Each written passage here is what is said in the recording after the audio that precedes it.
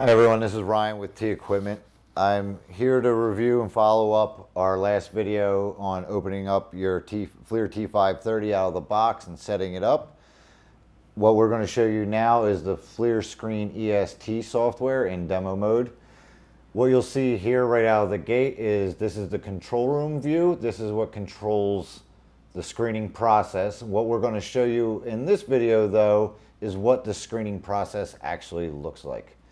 What you'll see here is on the left hand side you'll see an indicator in the Screen-EST software that shows no hats, no glasses, no face mask.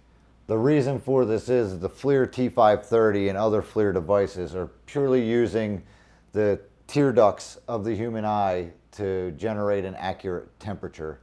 And that is why it's difficult to do it with a mask on, glasses, or hat, because they could be blocking this.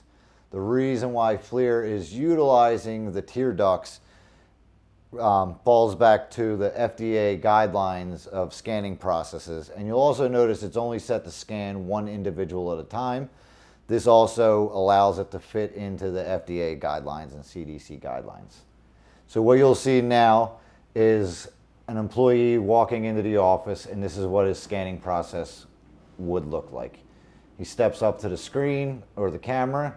You'll see it do a quick scan, and it's recognizing he has a mask on.